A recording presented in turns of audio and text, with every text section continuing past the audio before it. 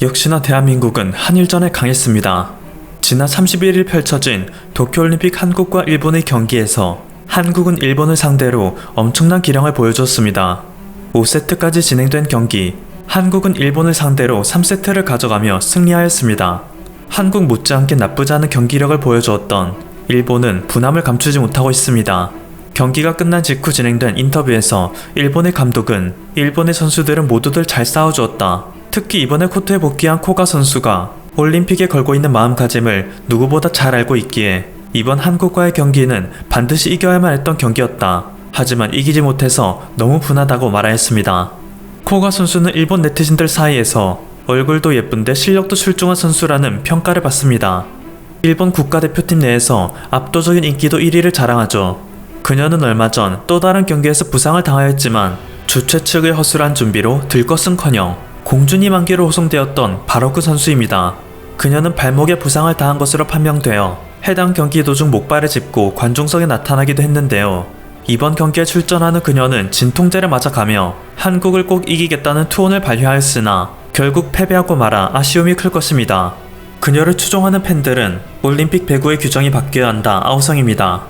한국이 3세트를 가져감으로써 승리를 하긴 했지만 경기를 자세히 보면 진짜 승자는 일본이라며 배구 경기류를 바꾸어 한국과 재경기를 펼쳐야 한다 주장합니다. 이날 펼쳐진 배구 한일전에서 한국은 각 세트별로 25점, 19점, 25점, 15점, 16점을 얻어냈습니다. 일본은 19점, 25점, 22점, 25점, 14점을 얻어냈죠. 세트별로 보면 한국이 1경기, 3경기, 5경기를 가져가서 총 3승이지만 전체 스코어를 보면 한국의 총점은 100점, 일본의 총점은 105점으로 일본이 앞서게 됩니다. 따라서 이 경기의 진정한 승리는 일본의 것이 되었어야 했다며 한국과의 재경기를 호소하고 있는 것인데요. 스코어를 자세히 보면 알 수 있지만 한국과 일본은 3세트까지는 큰 점수차를 보이지 않게 승부가 결정됐고 4세트는 이상할 정도로 많은 점수 격차가 났습니다. 15대 25로 무려 10점이나 차이 나는 것을 알 수 있죠. 이걸 보고서 일본의 네티즌들은 경기의 승패를 판단할 때에는 단순히 점수의 차이만 보는 게 아니라 그게 얼마나 압도적인 승리였는지를 판단하는 척도도 있어야 한다.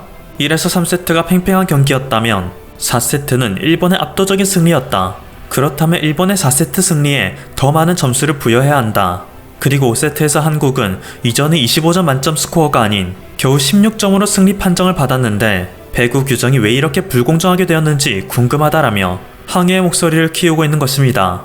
그런데 이건 사실 조금만 생각해보면 너무나도 당연한 일이죠. 5판 3선승제에서 3세트까지 치열한 경기를 펼쳤고 4세트에서 다소 큰 격차로 패배할 기미가 보인다면 그 세트를 아예 상대방에게 줘버리는 것도 승리를 위한 전략 중 하나입니다. 한국팀 역시 일본에게 4세트를 넘겨주어 페이스 조절을 하고 5세트에서 승부를 볼 작정이었을 수도 있는 거죠. 또한 마지막 세트에서 매치 포인트가 더 낮은 것은 굳이 배구가 아니더라도 수많은 구기 종목에서 택하고 있는 방식입니다. 이것에 대해 이의를 제기하는 것은 그들이 얼마나 경기의 규칙에 대해 무지한지, 한국을 깎아내리기 위해서는 어느 정도로까지 무지성이 될 수 있는지를 여실히 보여줍니다. 또한 마지막 세트의 매치 포인트 점수가 낮다는 것은 반대로 4세트를 이긴 일본에게도 유리하게 다가갈 수 있는 것인데 자신들이 졌다는 이유로 경기 규칙에 이의를 제기하는 것은 정말 비겁하고 없어 보이는 행동이죠. 일본의 네티즌들은 자국의 코가 선수가 부상 투혼을 발휘했다며 진정한 승리는 일본에게 있다는 젖잘싸 여론을 만듭니다. 그런데 정작 부상 투혼을 발휘한 선수는 일본뿐만이 아닌데요.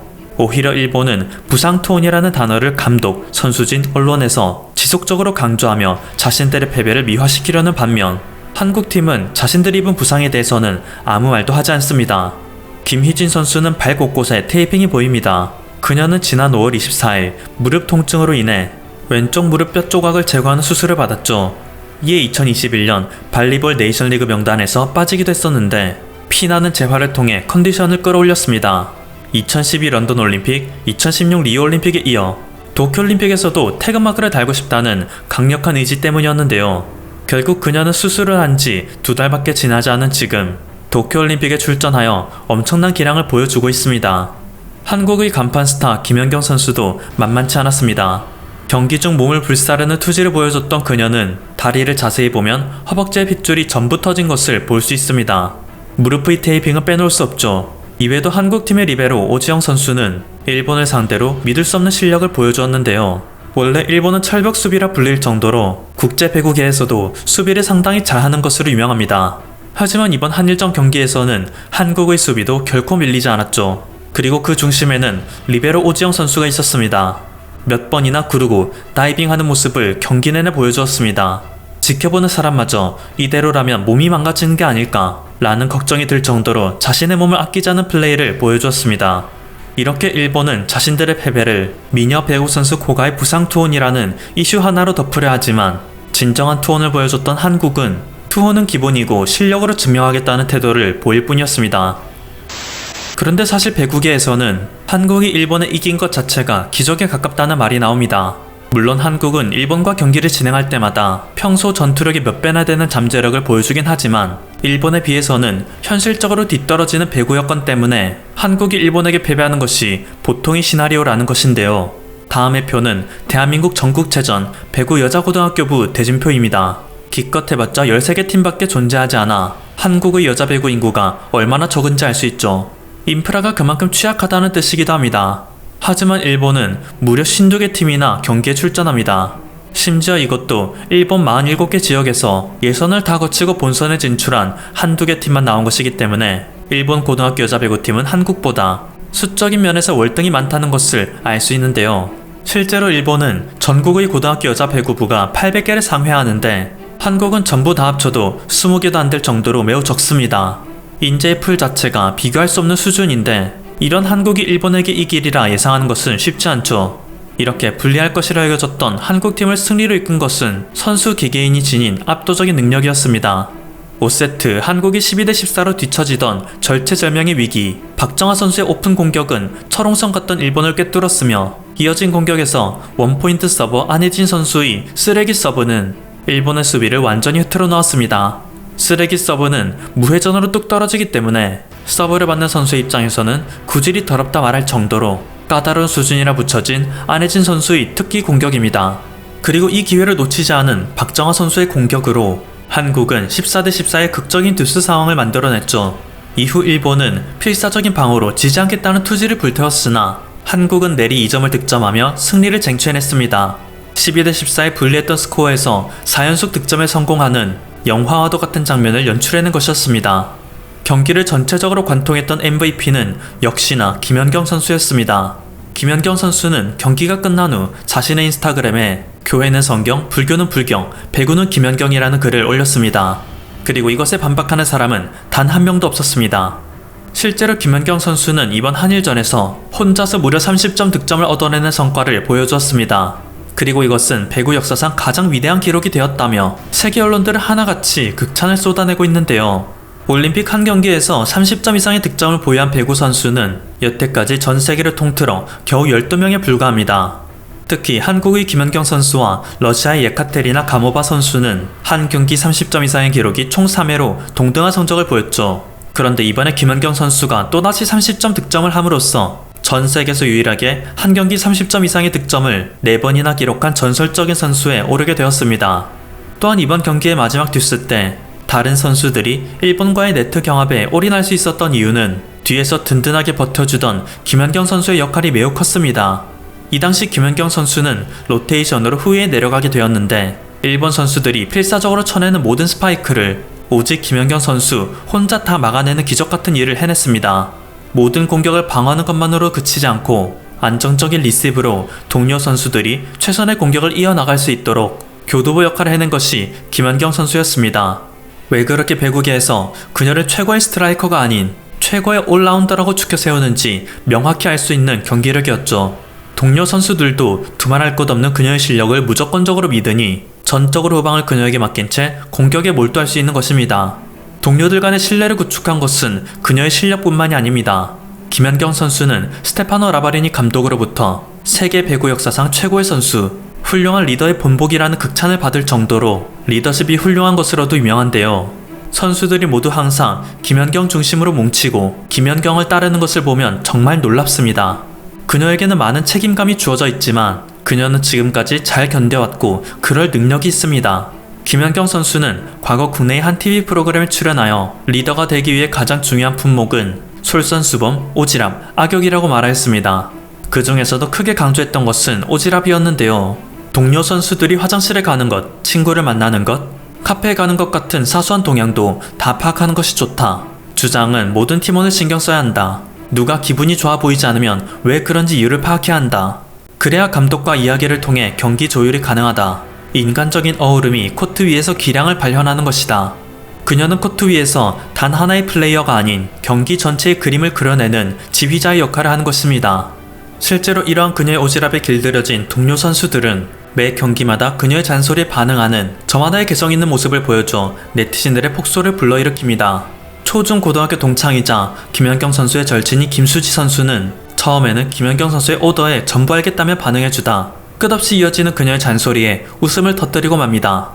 해외 출전 때마다 김연경 선수의 룸메이트가 되곤 했던 양효진 선수는 큰 소리로 알겠다며 대들기도 하여 언니인 김연경 선수에게 멋쩍은 웃음을 안기는 가족과도 같은 모습을 연출하죠.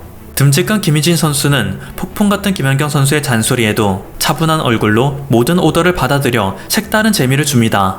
모든 경기마다 선수들의 특징과 상황을 전부 파악하여 각 선수에 맞는 조언을 아끼지 않는 김연경 선수가 있다면 동료 선수들은 어떤 경기에서도 무서울 것이 없겠다라는 것이 네티즌들의 공통적인 의견입니다. 이번에 한일전을 대비하여 일본팀은 등번호를 모두 바꾸는 교묘한 꼼수를 펼쳐 한국팀에게 혼란을 가져오고자 했는데요. 김연경 선수는 어차피 다 아는 애들이라며 선수들이 동요하지 않고 집중할 수 있도록 기둥 역할을 잘 해냈습니다. 상대팀이 얼마나 강한 교란책을 가져오든 김연경 선수는 동료들이 동요하지 않고 최고의 기량을 발휘하도록 경기 내내 선수들에게 다가가 바뀌어버린 상대 진영의 선수 현황과 포메이션 등을 쉴 새 없이 브리핑하였습니다. 이렇다 보니 일본 네티즌들도 대부분 도저히 이길 수 없는 경기였다며 완벽한 항복을 선언하고 있습니다. 이미 일본의 트위터에서는 나도 당황하고 있을 때 연경 언니한테 진정하라는 말을 듣고 싶어 라며 그녀의 걸크러쉬에 반한 네티즌들이 속출하고 있습니다. 일본은 멘탈이 너무 약했어. 기백도 없이 져버렸어. 한국이 완전히 이기는 경기였어. 더 멘탈 강하고 기백 있는 선수가 일본에게는 없는 건가? 이 나라에 대해서는 혐오감 밖에 들지 않지만 한일전에서 발휘하는 원망스러울 정도의 집념은 대단하다고 생각해. 승부를 향한 강한 마음은 일본도 본받아야 해. 한국 선수들은 입이 찢어지는 한이 있어도 일본에게 졌지만 행복했어요 라는 말을 하지 않을 거야. 한국과 일본의 투지 차이겠지요. 마지막에 경쟁에서 어느 쪽이 이길지는 뻔했어요. 서브와 리시브부터 시작해서 에이스의 골결정력 등 기본적인 부분에서 모두 한국의 승리입니다. 일본은 확실히 마무리에서 약해요. 토스를 돌리는 것도 단조로웠습니다.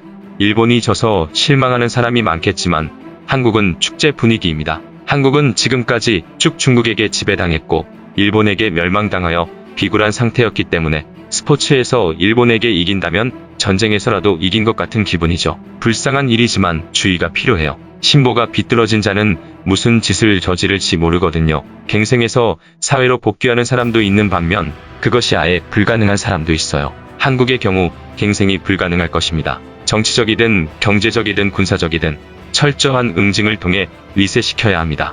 이번 올림픽에서 가장 져서는 안 되는 시합이었어요. 이기던 시합이라서 더욱 분하네요. 실력이 막상막하라면 역시 마지막에는 죽어도 지지 않겠다고 생각하는 쪽이 이기네요.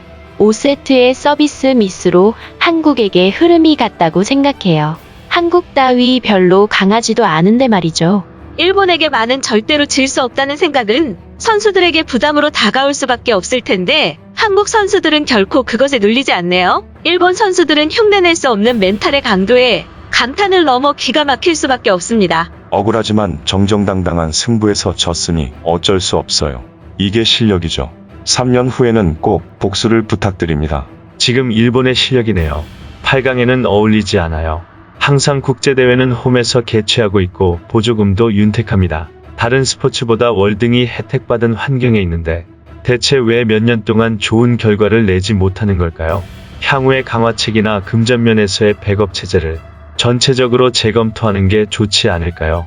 한국팀에는 세계적인 에이스가 있어요. 하지만 일본에는 그만한 에이스가 없죠. 접전의 상황이 되면 에이스 승부에서 판가름이 나기 때문에 한국에게 유리할 수밖에 없어요. 그리고 한국은 무엇이든 반일 에너지와 연관시키죠. 시대에 뒤떨어진 생각입니다. 좀 더 게임 자체를 즐길 수는 없는 걸까요? 그냥 한국이 강했어요. 에이스의 차이입니다. 한국의 10번 김연경 선수가 이시카와나 코가보다 앞섰습니다. 역시 절대적인 에이스가 없는 일본은 힘들어요. 여자 배구도 많이 약해졌네요. 안 그래도 한국의 언론은 일본을 헐뜯는 재료를 찾는데 혈안인데 그것에 먹잇감을 던져준 것은 애처로울 따름입니다. 한국은 일본에게 이상하리만큼 적대감을 지니고 있죠. 그게 플레이의 차이로 나온 게 아닐까요? 일본에는 한국에게만큼은 지고 싶지 않다는 헝그리 정신, 승부에 대한 집념이 결여되어 있는 게 아닐까요? 지켜보는 것만으로도 서러울 정도로 약했습니다. 김연경에 대한 대책을 세우고 있었겠지만 그 이외에는 아무것도 따라잡지 못했어요. 일본 선수들은 키가 너무 작아요. 대부분의 배구팀은 평균 신장이 190cm를 넘어요. 한국에서도 180은 전부 넘죠. 에이스인 김연경 선수는 1m 92cm로 일본의 머리 위에서 놀아요. 일본의 에이스인 이시카와는 1m 70cm 정도로 마지막 장면에서 한국의 블로킹에 전부 걸렸어요. 한국에게 찬스볼을 넘겨주고 말았죠. 과거 왕따 사건으로 대표로 선발되지 않았던 쌍둥이 자매가 있었다면 일본은 더 큰 참패를 맛보았을 겁니다. 지금까지 퍼플투브였습니다. 여러분의 구독과 좋아요 그리고 알림 설정은 콘텐츠 제작에 큰 힘이 됩니다. 감사합니다.